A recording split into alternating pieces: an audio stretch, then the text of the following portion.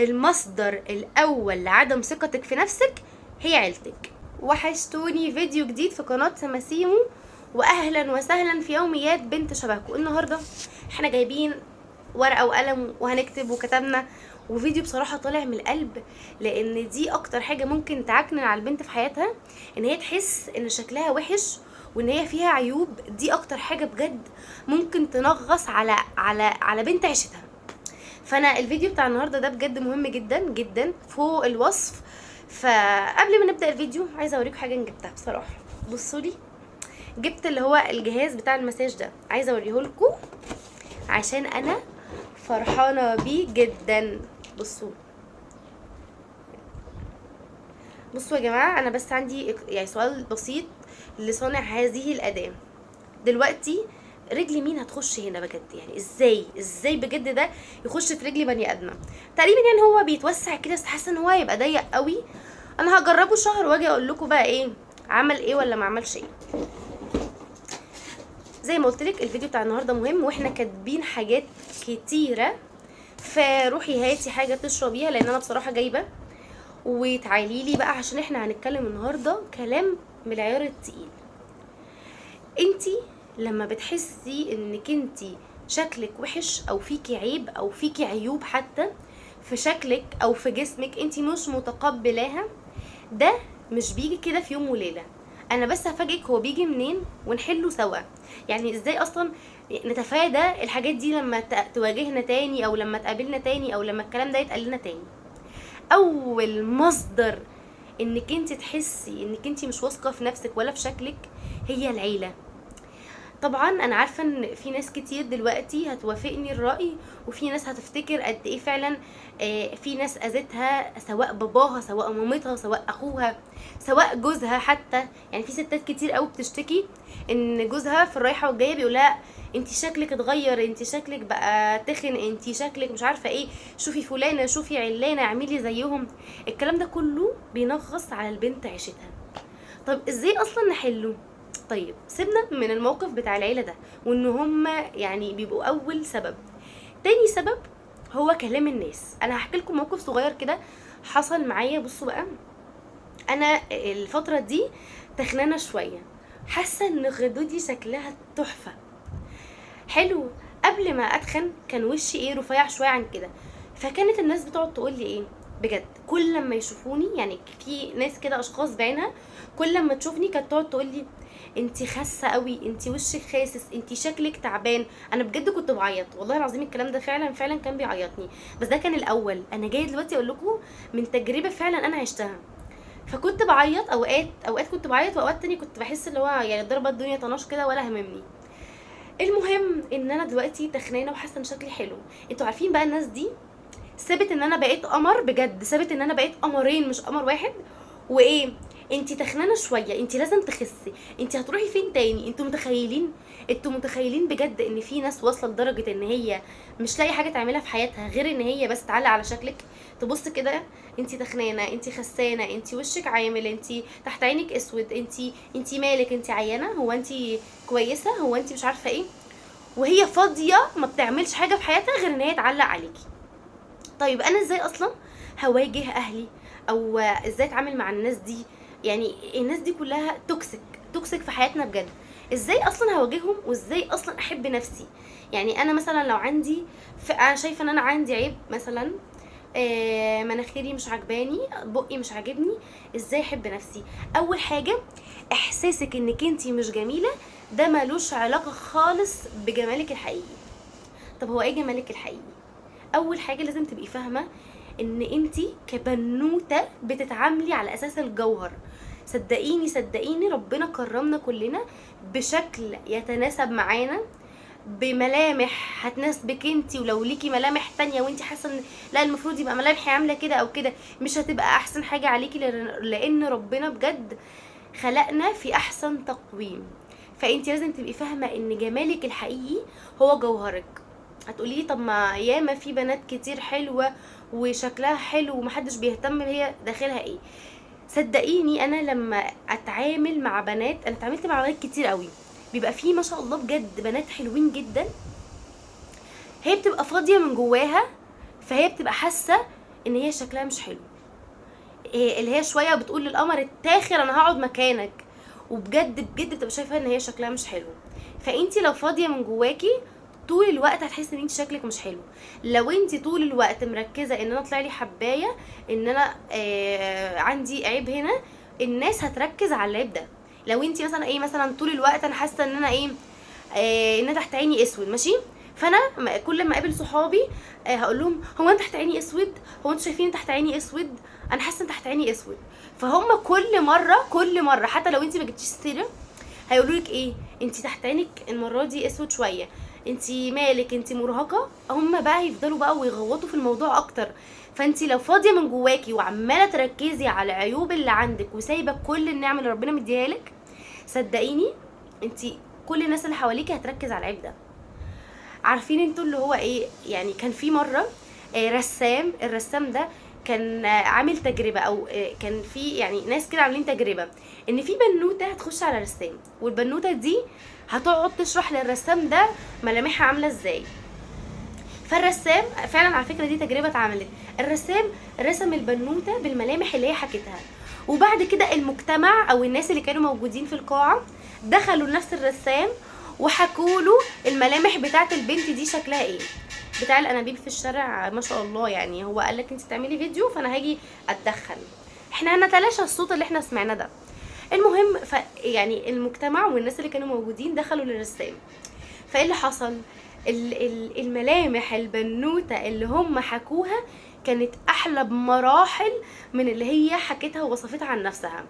ده معناته ان العين اللي انتي شايفه بيها نفسك الناس شايفاكي بعين احسن منها مليون مره. انتي دايما حاطه نفسك في حته المقارنه.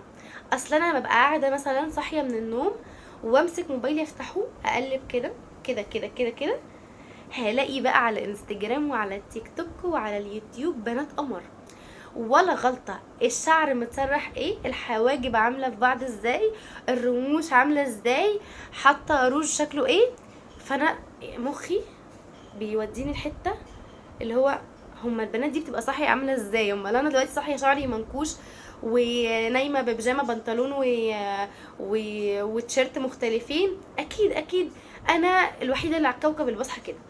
مع انه على فكرة بقى احنا كلنا معرضين وعادي بنصحى منكوشين من النوم يعني طبيعي يا جماعه، اصلا انا مش هنام وحاطه على شعري طرحه عشان شعري ما يتنعكش، ما طبيعي يعني انت حتى لو نايمه مسيبه شعرك لما عادي هيتنعكش شويه، مش البيرفكت اللي انت بتشوفيه ده مش هو ده، مش هو دي الحقيقه. فانت لازم تختاري وتشوفي الناس اللي شبهك. انا يعني ايه اشوف الناس اللي شبهي، يعني انا مثلا لو بنوته، عارفين ان انتوا المجتمعات دايما بتحب تتفرج، كل مجتمع بيحب يتفرج على المجتمع بتاعه. يعني احنا كمثلا مصريين فتلاقينا بنتابع الناس المصريين اكتر مثلا. ما تبقيش انتي مثلا مصريه وتيجي تتفرجي بقى تشوفي بقى ايطاليا بقى وتشوفي مش عارفه ايه بنات مين وبنات فين وعاملين ازاي وتقارني نفسك بيهم. احنا مثلا العود بتاعنا مختلف، اللي هو جسمنا مختلف عن مثلا البنات الاجنبيه، هم عودهم فرنساوي اللي هو الرفيع ده، احنا كيرفي. فتيجي بقى انت تقعدي تقلبي انا اتخنت انا اتخنت انا مش عارفه اروح فين واجي منين. يا بنتي طبيعه جسمك كده، طبيعه جسمهم كده. فلازم تختاري الناس اللي انت هتتفرجي عليهم، لازم تختاري الناس اللي شبهك، ماشي.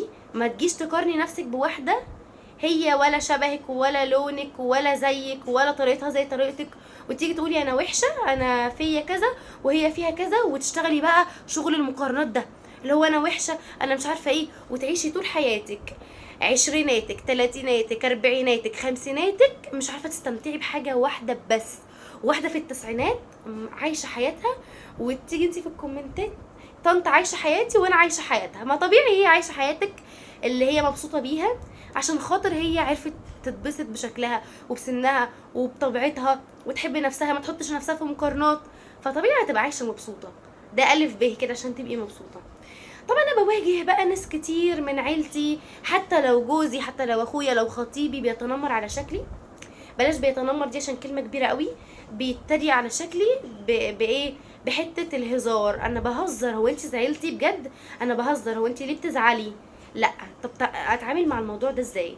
في ناس بجد بتبقى فاضيه لدرجه ان هي طول الوقت انا فاضي فاروح اضايق مراتي شويه، انا فاضي فهروح اضايق اختي شويه. طب نوقف الناس دي عند حدها ازاي؟ الناس دي تنقسم الى نوعين: ناس هتقدري توقفيها عند حدها بالكلام كده، كلام صريح كده، وناس تانية مش هينفع، على اعتبار مثلا تكون مامتك، باباكي، اخ اكبر ليكي مثلا، جوزك، خطيبك، فمش هينفع بقى نجرح بالكلام عشان احنا ناس مؤدبه، احنا مش هنعمل زيهم. طيب هعمل ايه برضو؟ لو صحابك انت تقدري بمنتهى الادب، لو حد قالك انت شكلك عامل كده ليه، تقولي له شكلي عاجبني وخلاص. الكلمه دي كفيله ان هي توقف اللي قدامك عند حد. شكلي عاجبني يعني حط لسانك في بقك ومالكش دعوه، خلي مناخيرك في وشك، ما تحشرهاش في حياتي، بس كده. طيب لو مثلا الناس دي اهلك او حد ما ينفعش تتكلمي معاه بالطريقه دي، طول ما هم بييجوا يهزروا وقال ايه هم كده شايفين ان هي حاجه حلوه وان هم بيهزروا وما تكبريش الموضوع، انت ليه قفشتي، انت ليه عملتي، اسكتي. اسكتي، ما تديش رد فعل. هم في الغالب الناس اللي بتيجي تعمل كده هي ناس مريضه، بتبقى بس عايزه تستفزك فتطلع تخليكي تتعصبي، فهي تحس ان هي ايه ده، شفتوا قليله الادب، شفتوا ازاي بتتكلم، شفتوا عامله ازاي. فلما تلاقي حد قريب منك بيعمل كده، اسكتي. مره على مره سكتي، مره سكتي، التانية ما لقوش رد الفعل اللي هم عايزينه، اللي هو الله انا قلت عليها قلة الادب وخلصنا بقى، لا خلاص ما لقوش الكلام ده كله، هيتخرسوا برضو صدقيني. ويعني انت تخيلي كده حد كل شويه يجي يقولك على حاجه وانت تردي عليه، ويجي يقولك على حاجه وانت تردي عليه، حاجه تردي عليه. طب تخيلي بقى حد بيجي يقولك على حاجه وانت ما بتديلوش اهتمام، تاني مره ما بتديلوش اهتمام، طب تالت مره ما تديلوش اهتمام، هيجي رابع مره مش هيجي. طب لو عملها 5 مرات وجالك 5 مرات وانت ما اديتوش اهتمام، مش هيجي السادسه برضو صدقيني. فناس نقدر نوقفها عند حدها، وناس نقدر ما يعني هنوقفها برضو بالطريقه، ودي ايه، اسرار ما بيننا مش بنقولها لحد. طيب هل انا بقى كبنوته لما اجي افكر شكلي وحش، او في فعلا عادي حاجه في شكلي مش عجباني، مثلا سناني فعلا محتاجه تقويم شويه، طب ازاي لحد لما ربنا مثلا يكرمني واقدر اصلح الحاجه دي اتقبلها؟ عشان اتقبلها اغير اصلا طريقه تفكيري، ما اقعدش اقول انا شكلي وحش، لا انا افكر ازاي احب سناني، افكر ازاي احب الحبايه اللي طالعه لي. انا بجد بقول لكم، انا بجد زمان كنت بقعد اعيط من لما يطلع لي حبايه، بجد ايام الجامعه. دلوقتي يا جماعه والله العظيم كانت طالعه لي حبايه هنا مش باينه، وحياة ربنا كنت ماشية مبسوطة بيها، اللي هو الله ده شبه الحسنة والله العظيم. يعني لدرجة كنت بقول لبنت خالتي ان انا حاسة ان الحباية دي شكلها حلو، قالت لي ايوه شبه الحسنة. انتوا فاهمين؟ عارفين بقى لو انا مثلا انا يعني لو قلت لحد ان الحباية دي شكلها وحش فيقول لي ايه ده، دي سايبة علامة. انتوا فاهمين انا لما اتكلمت عن الموضوع بطريقة عاملة ازاي كان رد الفعل عامل ازاي، ولما اتكلم عن الموضوع بطريقة وحشة رد الفعل هيبقى عامل ازاي؟ فحاول ان انا اتقبل، ابص على نفسي اقول الحمد لله انا شكلي متناسق، شكلي حلو. طب في عيب مثلا في جسمي، تخينه شويه، طب ما اروح الجيم عادي، اجرب، يلا استمر، هي الحياه بتمشي، اروح واجي عادي. طب مش عارفه شعري خفيف شويه، طب ما عادي ما نعمل له شويه ماسكات والدنيا هتتظبط. فاهمين؟ هي دي الطريقه اللي انت تواجهي بيها اي حاجه مش عاجباكي. غير كده هتقولي على نفسك وحش، الناس هتقول عليكي وحش وتاخد بالها. هتقولي على نفسك الله ما فيش مني اتنين انا ملكه الجمال، الناس هتبصلك كده بجد. هتعملي لنفسك قيمه، الناس هتعملك قيمه. هتحطي الناس عند حدها، الناس هتخاف تقرب منك.